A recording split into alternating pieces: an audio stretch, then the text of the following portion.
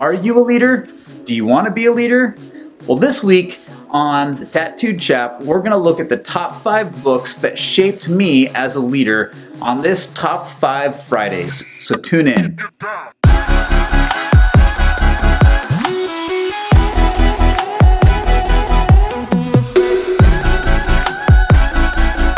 Well, hey guys, thank you for tuning in to the Tattooed Chap today. And on today's top 5, I'm going to be going through the top 5 books that have shaped my leadership philosophy. Now, I want to give a caveat that there's a lot of good books out there and they all have their own value, I would say. But there are certain ones that have shaped me, and these are the ones I'm going to share with you today. But before we jump into that, I want to ask you to do a few things. Make sure to follow me on Instagram. And also make sure to check me out on LinkedIn, and we can follow each other there and know each other on those platforms as well.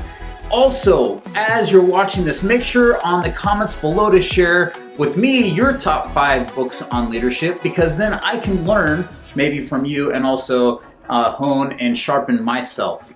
So something that goes along with leaving your comments below is that leadership is not something that someone is born with, but it is a skill that someone develops, something that someone hones. And as the Bible verse says, iron sharpens iron. So I want you to leave those down below so I can be sharpened. And my goal for you today is to have you sharpen your leadership skills. We need leaders in all places, whether it's at the home, the workplace, or in the community. We need strong men and women to step up and lead us through difficult times and even through the good times. So let's get started with these books. Oh, 2 things before we get started. One is I don't include the Bible in this because the Bible has influenced me so much, and I don't want to put it on every single list of every best book list. So you can count that, and if you're looking for sections in the Bible about leadership that I think are important, you can hit me up with a message. And the other thing is these books are not necessarily in order of precedence, just my top 5. So book number 1 that I want to share with you is this book, They Smell Like Sheep. This is a book that I had to read in seminary, and it's talking about leadership from a pastoral perspective. It means this, that you are not greater than the people that you're leading. Shepherds shepherd their flock. They care for their flock. They live with their flock, and they're with their flock so much that they smell like their flock, if you will. And it's just a powerful perspective to have as a leader. We need to be with our people if we want to lead people. The absent leader is not really a leader at all.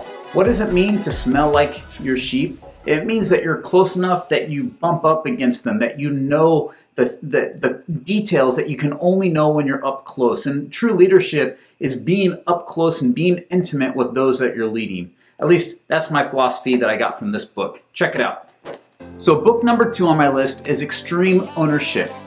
So this book was authored by Jocko Willink, and he was a Navy SEAL. I don't want to go into all the details about what he did and all that stuff. He has a great podcast if you want to check it out as well. But the premise of this book is that leaders own everything around them. They don't pass the blame or the buck off on somebody else if there's a mistake.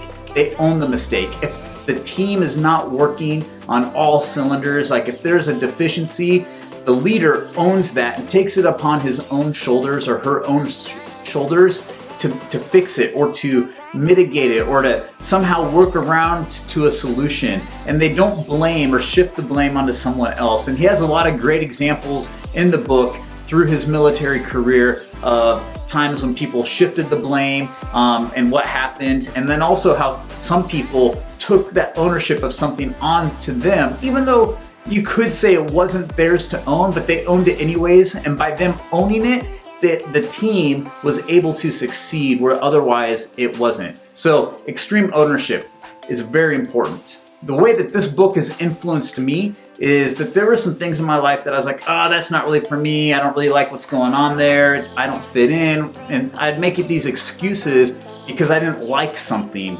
But then what I realized is if I'm a leader, I need to be a part of that thing, and I need to make that thing better by being present and being part and owning it. I think the problem is in this modern age is that we always want to blame other people instead of taking on the ownership of that situation and saying, you know what, I don't care what everyone else is doing, but I'm going to make this thing better. I'm going to make this situation better with everything within me. And that is a true leader. Number 3 on my list, and this is probably one of my favorite books. It's kind of cliche as well, but it's The Art of War by Sun Tzu.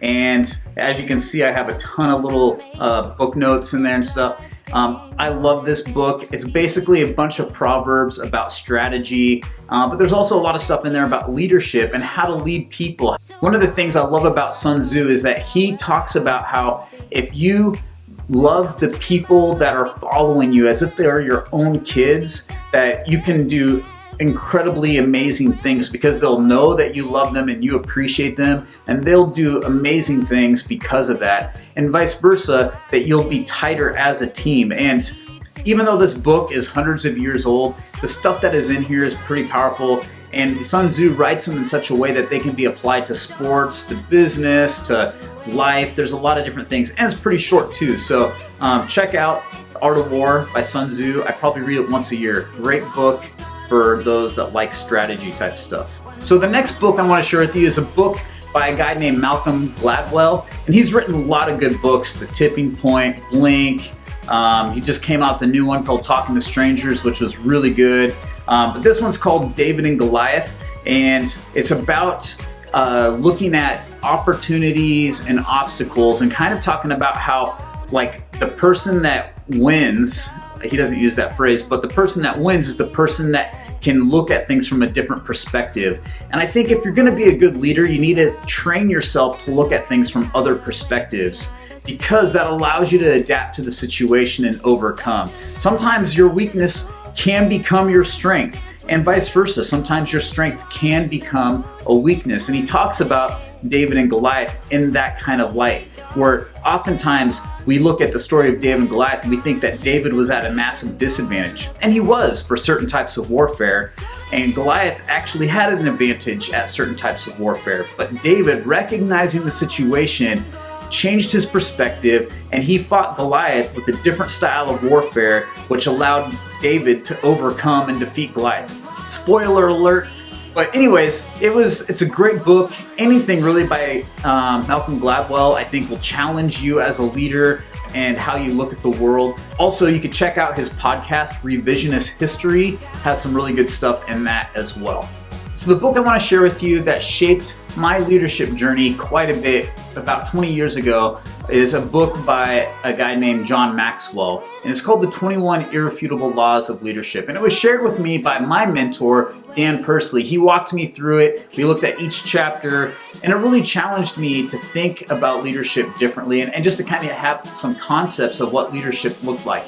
Now, I don't have the book because I always give it away whenever I get it, but I do have one of John Maxwell's books, but I'll have a picture right here of what the book looks like and all that stuff. But it really is cool. Like, John Maxwell goes through 21 different aspects of leadership that we as leaders need to be thinking about and challenging. It's a really good book just to look through every couple of years because you forget about things and then it reminds you.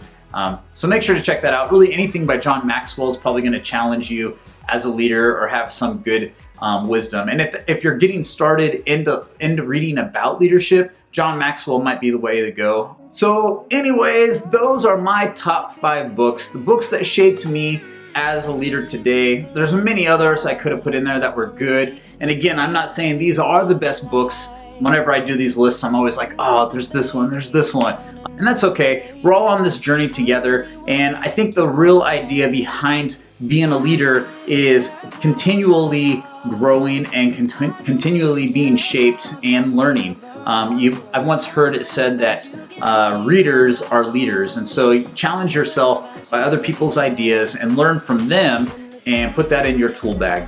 So thank you guys for tuning in today. Please do leave comments below of what you think some awesome leadership books are for other people.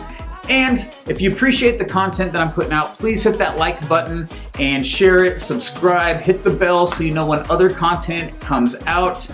I'll leave a link below for audio versions and hardback versions of these books. That way you can check them out. Also, check out your local library. You can probably rent them for free or go to a place like Half Price Books or something like that and get them for pretty cheap. Goodwill also has some killer deals on some of these types of books. They always have leadership books in there. So check that place out. That's a pro tip.